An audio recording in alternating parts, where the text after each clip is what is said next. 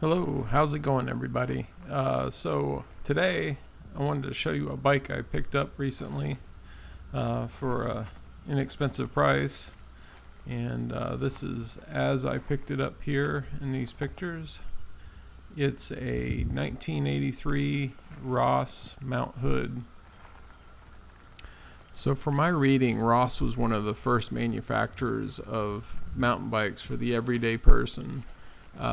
Meaning that you didn't have to get a custom built bike, sourced from a guy. You could actually go to a bike store and buy this as a off the showroom floor model. Like a lot of these models, they seem to be a mix of a road bike and a BMX bike. You get the gold anodized wheels, and you get the bull moose bars that are, more of a BMX inspired, but then you have a frame geometry that looks, similar to like a road bike.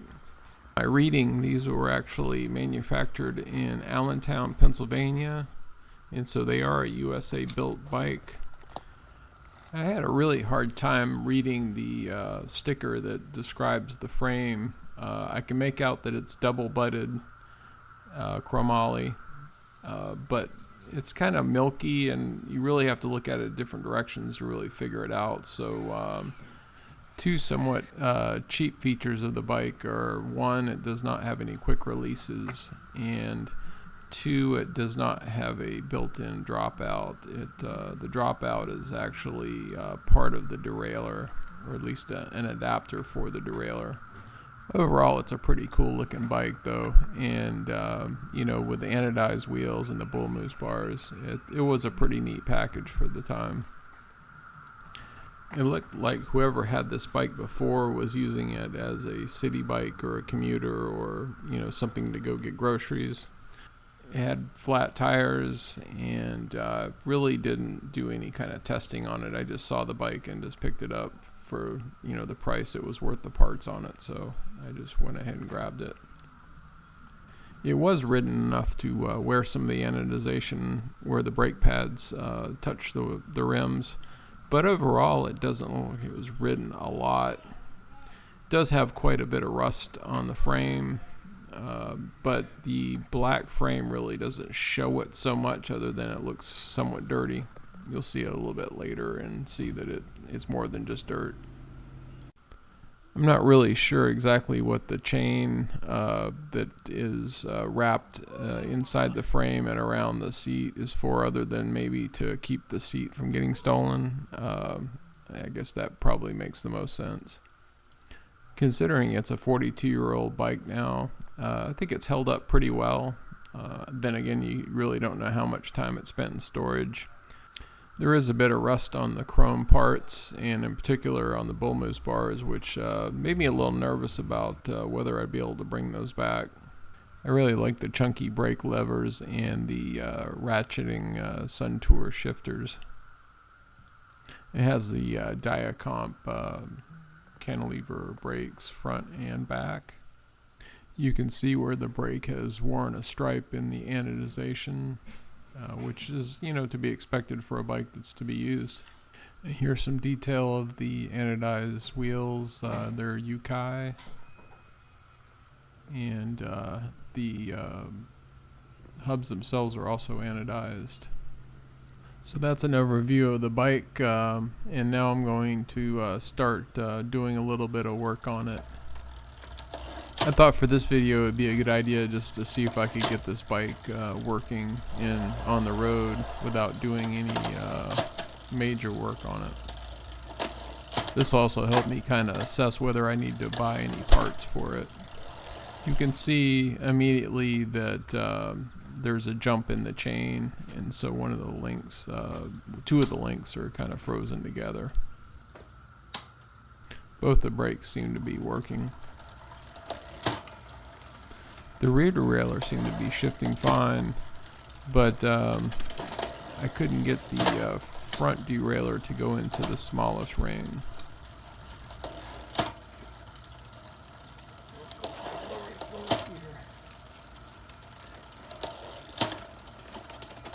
When I had the shifter in the position for the smallest chain ring, which is no tension, there was a little tension in the line. You can see I'm feeling it here.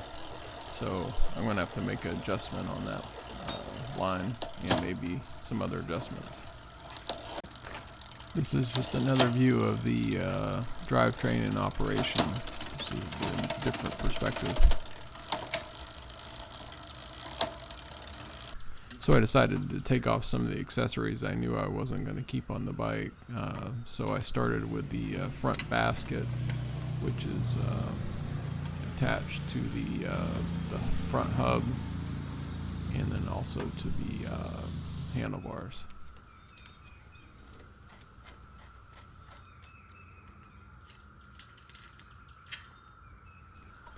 It came off pretty easy.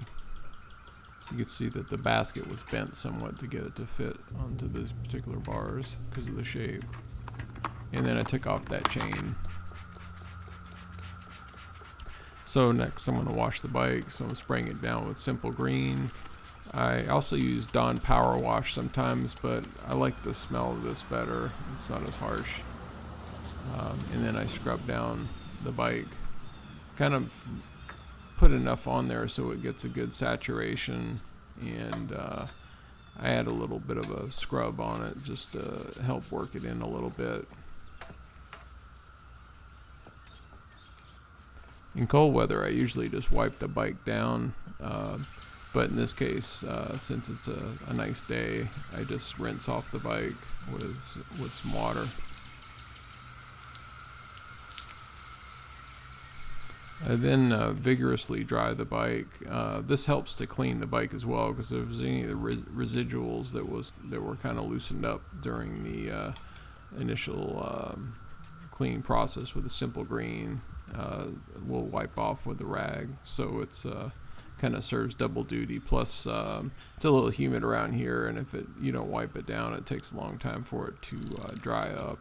This is really just a first pass on cleaning up the bike. This isn't a deep clean. This is just kind of a rough, get some of the dirt off of it so it isn't so nasty to work on. Next, I do a little lubrication on the front brake. It was just a little bit sticky. It wasn't too bad. So I just free up the cable from the brake handle, apply a little bit of Tri-Flow on both sides near where the cable goes in the housing, which is where it tends to oxidize, and then work it a little bit. And then just put the cable back the way it was.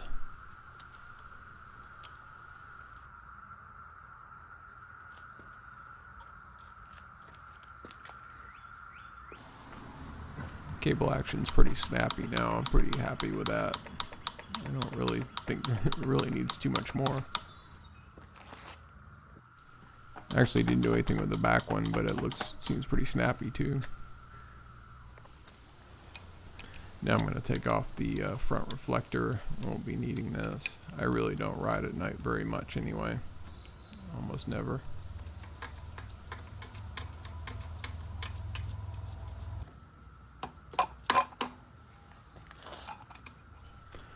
Bolt was kind of stuck in there, so I had to use a little persuasion on it to get it to come free.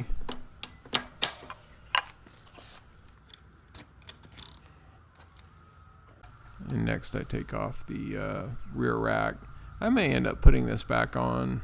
I'm not sure yet, but for now I just was going to take it off because I know I'll be working on the bike a little bit more extensively and it'll just be in the way.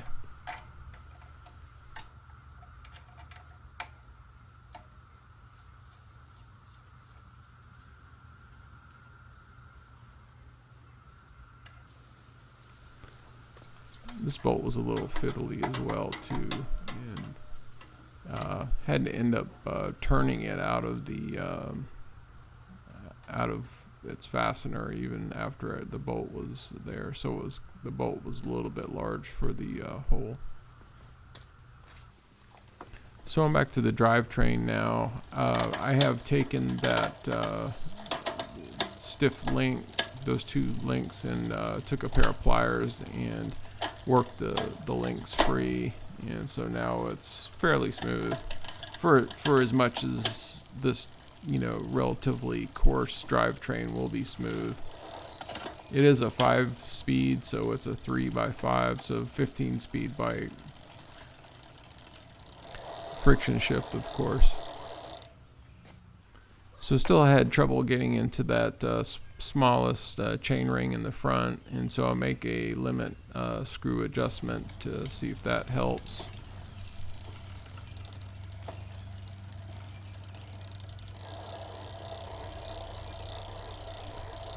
So yeah, again, there's tension in that line, which that really, whenever you're in the lowest gear without tension, there really shouldn't be. And so I'm gonna adjust the length of the cable, since there isn't a cable adjuster in this cable.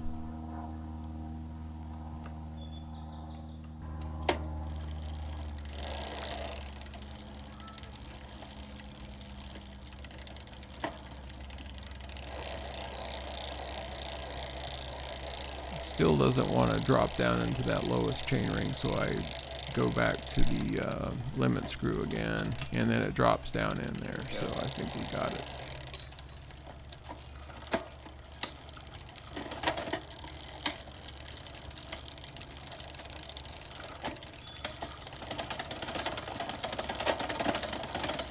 However, now you can see that I can't get it into the largest chain ring, so I took a little bit too much tension out of that cable, and so I'll have to put some more back in.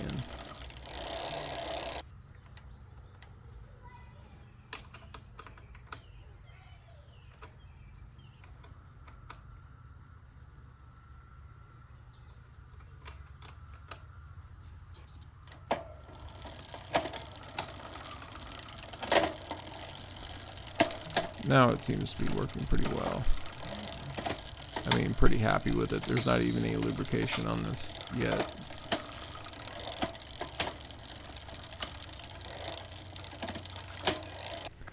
I was kind of anxious to see how this rust was going to treat on these bull moose bars, and so what I'm using is a brass brush that I got from Harbor Freight as a set of different types of brushes, and this is the one I tend to like out of that set. It's fairly durable, and the brass doesn't damage the chrome like if it was a steel. It's a softer metal, and so it works pretty good for removing the brass. It's not going to be perfect, and what I tend to do is that this tends to like remove the coarse stuff, and then I go over it with fine steel wool to remove the rest of it, and it makes it look more uniform, because it does look a little bit weird because you can't really hit every little spot with the wire brush. And I put some air in the tires.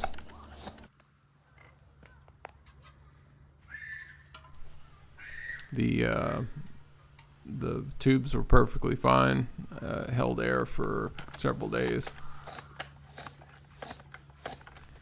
And finally, I put a little tri-flow on the chain. Hasn't been lubricated in quite a long time. It didn't seem like it was lubricated very much, as it really wasn't very dirty. Like sometimes you find a drivetrain where someone just puts way too much lubricant on it. My plan with this bike is to service it, and so that means lubricating things that need to be lubricated, but I'm not going to go through an extensive restoration of this bike. We'll put on some good tires and some quick releases on the wheels. Anyway, well, this is the conclusion of this video, and I'll have a follow-up video whenever I get more in depth on working on this bike and try to show you all those steps. Thanks for watching the video, and please click like and subscribe, and we'll see you next time. Bye.